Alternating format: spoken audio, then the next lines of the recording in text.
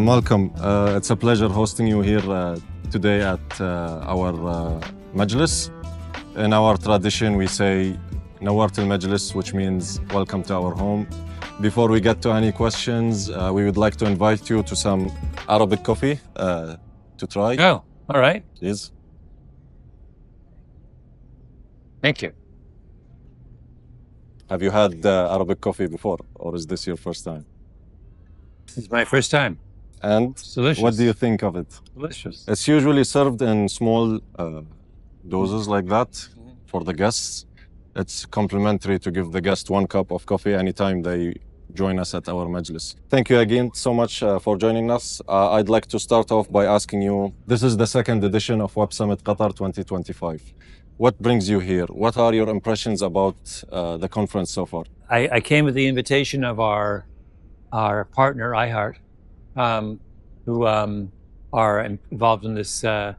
And I'm just thrilled because, you know, one of the great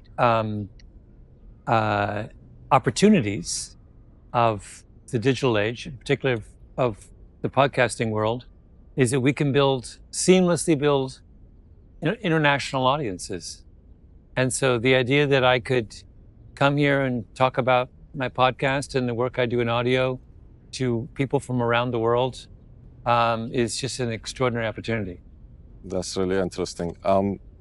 Your work focuses on thinking differently. What are, I would say, for a small nation like Qatar, how can a small nation like Qatar learn from something like this, from people who've done this differently? Yeah. Well, you know, one of the things, you said it in your question, small nations have incredible advantages when it comes to being, trying new things, being innovative. You know, there's a flexibility and an ability to move quickly and experiment that's just not present in larger countries. You know, sometimes we think about larger countries as being the ones that have the most opportunities to be innovative, but they carry with bigness comes enormous burdens, many different constituencies, long institutional histories. You know, it's really smaller countries that can be nimble and be experimental. So I think the fact that you have that you are a small nation should be conceived of as your biggest advantage. I'm a Canadian and a little bigger than Qatar, but again, we had the enormous advantage of being small. And that, I think, is a big reason for Canada's big success over the last 50 years. That's interesting. But do you see, like, since we're talking about that, do you predict like a small nation like Qatar influencing the region around it? I think, you know, that a country's influence is not a direct result of its size. I think it's a direct result of its success, particularly, you know, in the current world. What we're seeing is that, you know, think about the country that is crucially important in the production of the most sophisticated kind of computer chips is Taiwan, a relatively tiny country. The country that has produced probably the most important blockbuster drug of the last 10 years, all of these weight loss drugs, is Denmark, a country of, 5-6 million people? I mean, I could go on, but what we're seeing now is that crucial innovations are coming from places that in a previous generation would be considered unlikely. And that says to me that, you know, now when you want to talk about innovation, you talk about Taiwan, you talk about Denmark. You're not talking about them because they're big. You're talking about them because they have a story to tell. Up on that, I have to ask, what factors do you think are overlooked in these societies when it comes to creativity, to create a creative society, let's say? Yeah. I mean, I think it is, I wouldn't say these are factors that are overlooked, but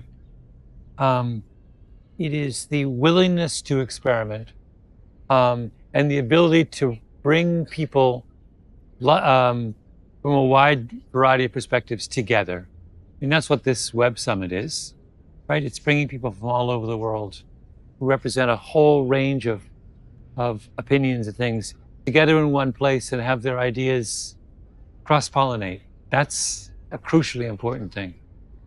One of the things I like in the Qatari Majlis, sitting here in this place, for us it feels central to open dialogue, to these face-to-face conversations.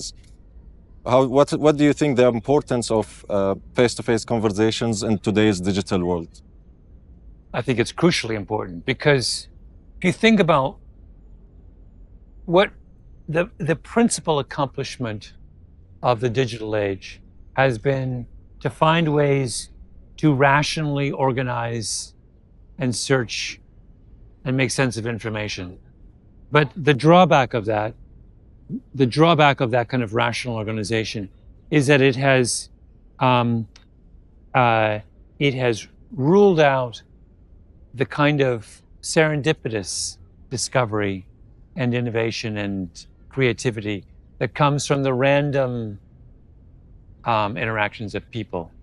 And I think so that as we get better and better at the rational organization of information, we have to take care to continue to build and focus on these kinds of serendipitous interactions of people where a different kind of creativity emerges. Yeah, it's different cultures. I mean, considering that as well, what do you think the key challenges in building trust across cultures, considering the fact Web Summit occurred in places that are culturally different than this region? Yeah.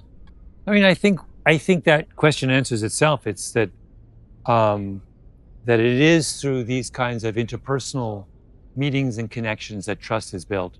Trust is not something that can be built artificially. It emerges out of it. And this has always been the case for as long as human beings have been, engaged in civil societies. Trust comes from conversation, from interaction, from learning that the person who you thought was different from yourself is not as different as, is not all that different at all. That's amazing.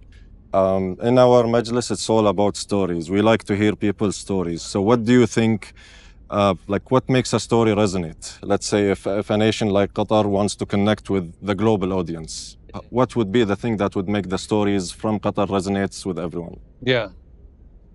I mean, I've talked a lot about, I'm in the world of audio, and one of the things that audio does in better than almost any other medium is it is a way to convey emotion. And the reason that's so important is that emotions are, of course, the universal component of stories. And if you can tell stories in a way that resonate with everyone, that is where their power comes from. So it's why I'm drawn to audio storytelling, because I do think there is no better way to convey excitement, curiosity, sorrow, happiness, love. I mean, all the things that matter to us as human beings. That's really amazing. It's all about emotion as well, especially when it comes to stories. That's my favorite questions. Web Summit is a technology conference. It's something about the future. Can you give us any bold predictions, let's say, over the next decade in terms of technology and the future of digital world? Oh my, the one thing I know about predictions is they're always wrong.